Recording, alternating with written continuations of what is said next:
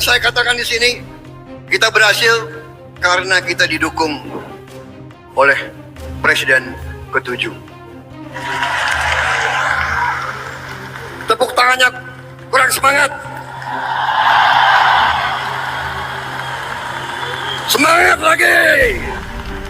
Hidup Jokowi.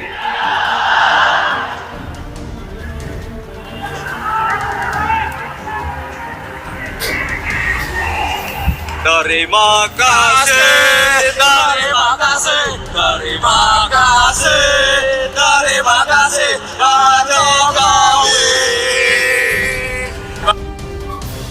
Pak Jokowi. Terima kasih, terima kasih, terima kasih, terima kasih, Pak Jokowi. Terima kasih.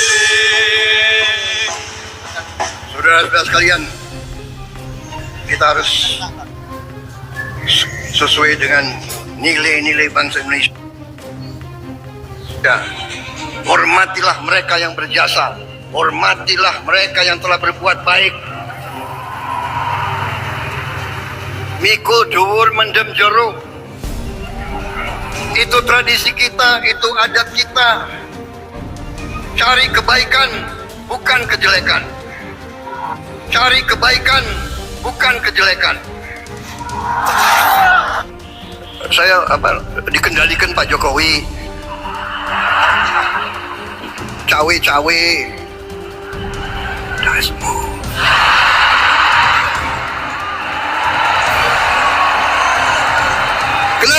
Kenapa kalian ribut?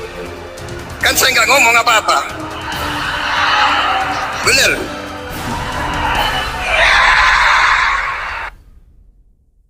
Itu salah satu cuplikan pidatonya Presiden Prabowo semalam ya, pada acara hari ulang tahun Partai Gerindra yang dihadiri langsung oleh Presiden Jokowi. Jadi dari apa yang beliau sampaikan ini, saya kira mempermalukan mereka-mereka yang masih terus mengadu domba antara Pak Jokowi dengan Pak Prabowo, yang masih terus ingin memisahkan Pak Jokowi dengan Pak Prabowo. Jadi menurut saya sudahlah.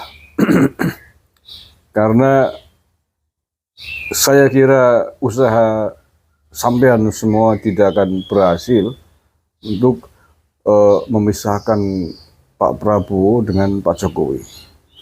Apa yang ditegaskan oleh Presiden Prabowo seperti ini sudah sering kali, beberapa kali disampaikan di berbagai macam momen, acara, kesempatan.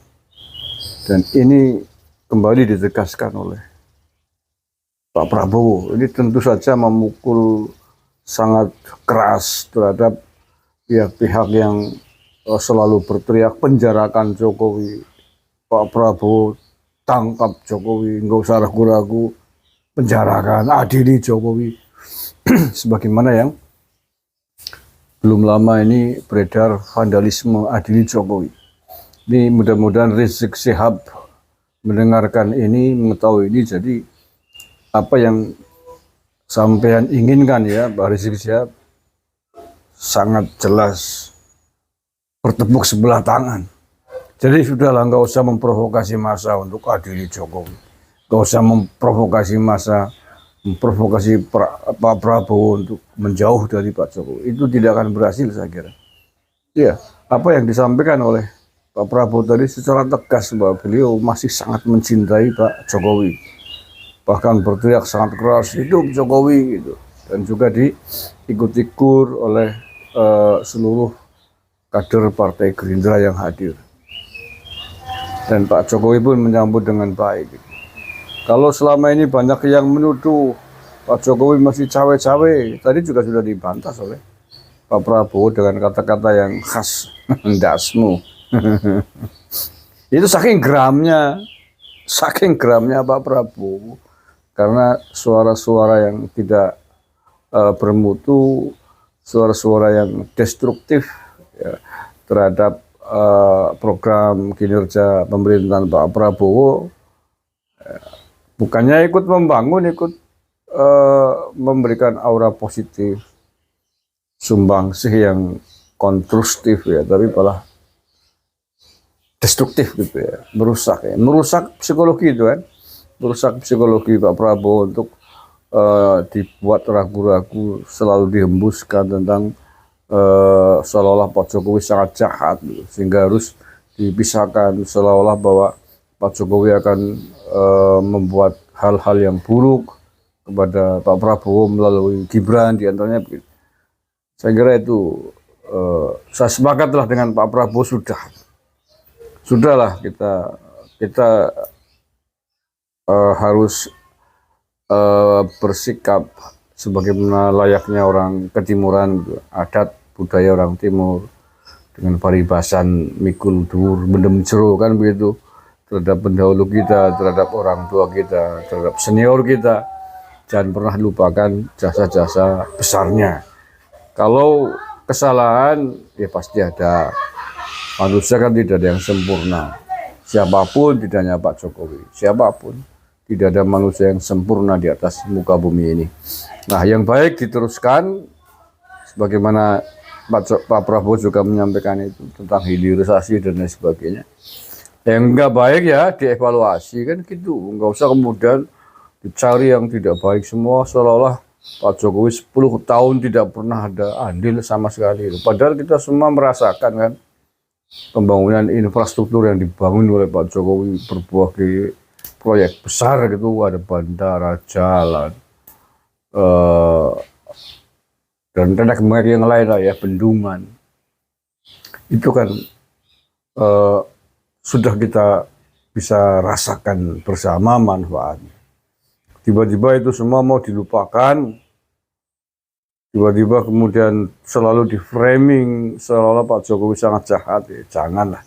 Bahwa Pak Jokowi ada kekurangan pastilah, wong manusia. Semua presiden di dunia ini, di negara manapun pasti selain kelebihan dan keistimewaannya, pasti juga ada kekurangan. Kita orang Indonesia, orang Timur, kalau dendam politik itu mengalahkan segalanya, sakit hati politik karena kekalahan politiknya, terus disimpan, terus dihembuskan, nanti dampaknya bisa fatal. Nanti kalau kemudian banyak orang-orang bodoh yang terprovokasi, terhasut, kalau sampai chaos negara ini, siapa yang rugi? Kita semua, Mas, yang rugi. Ya, kita semua rugi. Nanti apa yang sudah kita capai selama ini bisa hancur berantakan gara-gara konflik chaos horizontal misalkan.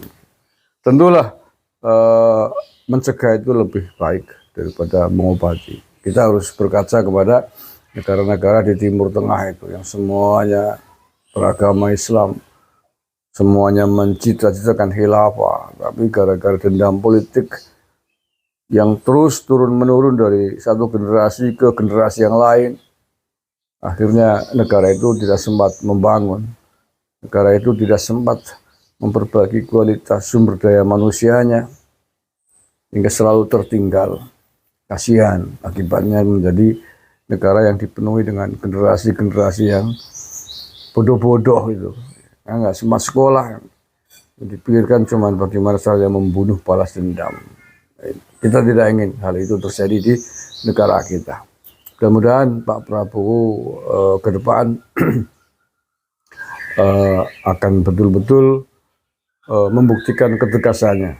Di antaranya ketegasannya untuk memberantas para koruptor di negara ini. Ya, koruptor memang salah satu musuh besar negara ini. Karena sikap-sikap koruptif, pejabat-pejabat yang korup itu bisa menghancurkan banyak hal. Uang negara yang mestinya digunakan untuk membangun, untuk keperluan rakyat, tapi justru dicuri untuk kepentingan sendiri, untuk kepentingan kelompoknya. Ini berbahaya bagi kita semua, dan saya kira itu penting Pak Prabowo untuk membuktikan komitmennya ingin menghajar, ingin menindak para pejabat-pejabat yang korup. Kalau ingin negara ini bisa berkembang, anggaran negara tidak dicuri oleh pejabat-pejabat yang korup. Terima kasih. Assalamualaikum warahmatullahi wabarakatuh.